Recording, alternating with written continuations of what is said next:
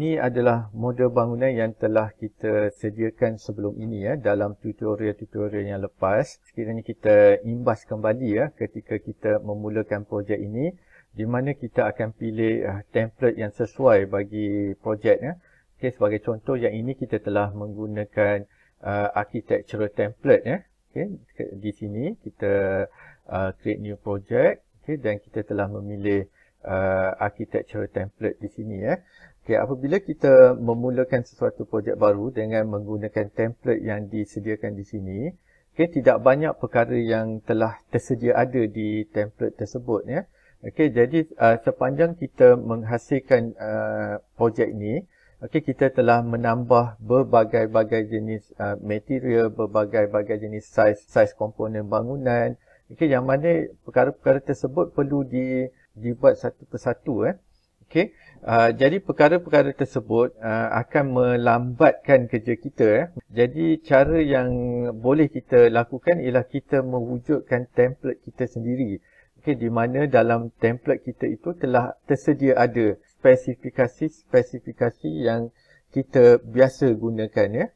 Okay, jadi untuk itu pada kali ini saya akan tunjukkan kaedah yang mudah untuk menghasilkan template kita sendiri.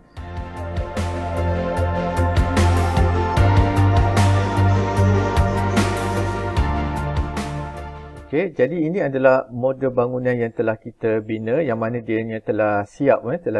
Ini bermakna semua spesifikasi yang kita kehendaki di sini telah tersedia ada. Okay, sebagai contoh, kalau saya tunjukkan di sini, saya pergi pada ground floor level. Okay, jadi kita sudah ada di sini, kita sudah ada floor, kita sudah ada kolom kita sendiri, kita sudah ada pintu kita sendiri. Okay, jadi perkara ni sebenarnya dalam architecture ni dia akan sentiasa digunakan semula. Okay, jadi kita tidak perlu set setiap kali kita buka Revit, kita nak set semula ke semua perkara tersebut. Jadi kita dapat jimatkan masa lah.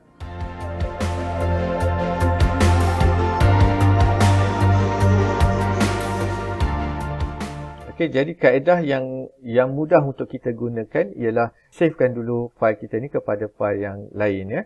Okay, jadi saya sebagai contoh untuk file yang ini saya savekan dia. Okay, kita file save as project. Kita save project lagi. Saya namakan dia sebagai kosong. Okay, jadi tekan save. Okay, sekarang nama sudah bertukar kepada kosong. Okay, apa yang perlu saya lakukan ialah sekarang ni saya deletekan semua file yang ada ini. Okay, jadi kita pergi kepada pandangan 3 dimensi. Okay, dan sekarang kita delete keseluruhan bangunan ini. Okay, jadi kita klik keseluruhan bangunan ini dan kita tekan delete. Delete. Okay, jadi dia sudah hilang. Okay, jadi kita tidak perlukan bangunan itu, kita cuma nak dia punya template sahaja. Okay, jadi di sini kita lihat, kita semak di ground floor level. Okay, masih ada lagi bahagian-bahagian yang tidak terpadam di sini. Okay, jadi kita boleh delete. Okay, delete. Untuk grid line, sebelum ini kita telah kita pinkan dia. Di sini kita lockkan dia. Okay, jadi kita unpinkan dia. Kita unpin, baru kita boleh delete. Okay, jadi kita select semua dan kita pergi kepada unpin. Okay, jadi sekarang sudah boleh delete. Okay, jadi cara nak mudah dia adalah kita cuma tinggalkan satu saja grid line. Okay, yang ini satu A dan satu. Yang lain tu kita nanti bila projek yang baru grid line dia mungkin berbeza. Jadi kita sudah ada satu dan yang lain tu kita boleh copy ataupun kita create baru. Okay, dan selepas itu kita lihat kepada elevation. Okay, kita juga nampak ada objek yang belum di-delete, jadi kita deletekan di sini. Okay, dan untuk yang ini kebiasaannya adalah sama untuk bagi kalau projek kita adalah projek sebuah rumah, kebiasaannya ketinggian dan level ni adalah sama. Jadi kita boleh maintainkan yang ini, kita biarkan di sini. Okay, jadi sekarang selepas kita sudah siap delete bangunan tersebut dan hanya meninggalkan grid line dan level untuk rujukan kita selepas ini. Sekarang ni, selepas kita sudah dapat yang seperti ini, okey, apa yang kita perlu buat ialah kita pergi pada file dan kita pergi save as template. Save as template. Kalau sebelum ini kita save as project, tapi sekarang ni kita save as template. Okey, template.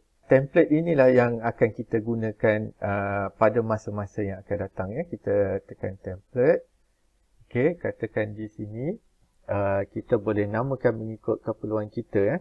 Mungkin kita letak sini my template. Okay, my template maksudnya template kita. Okey, dan dia punya untuk bagi template dia adalah .rte. Okey, yang ni kita kena hati-hatilah di sini nanti. Okey, dan kita tekan save. Okey, jadi ini adalah template. Template. Okey, jadi kita boleh close yang ni.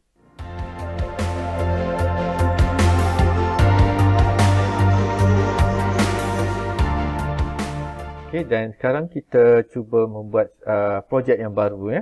Okey, apa yang kita perlu buat ialah kita new. Dan di sini template file ni kita kena tukar. Kita kena pergi, yang tidak muncul di sini buat masa ni. Okey, jadi apa yang kita kena buat ialah kita pergi browse. Okey, kita pergi kepada file kita tadi, my template ni. Okey, kita klik my template dan open. Okey, dan di sini adalah template file yang kita pilih, my template tadi, dan kita tekan, kita buat new project. Kita tekan OK. Okey, jadi kita sudah dapat template kita, yang mana kita sekarang ni kita sudah boleh mulakan. Kita boleh mulakan kita punya projek kita. Kita boleh mulakan projek baru kita. Okey, dan boleh kita lihat di sini sebagai ni contoh wall, kita sudah ada wall yang daripada projek yang sebelum tadi. Yang ini kita sudah ada di sini. Jadi kita boleh terus buat. Okey. Dan dia akan mengikut setting warna yang telah kita buat sebelum-sebelum ini. Okey, jadi ini adalah sangat memudahkan kita, dia membantu kita. Okey, dan tidak, maksudnya bila kita memulakan sahaja projek baru kita terus boleh bina model bangunan kita.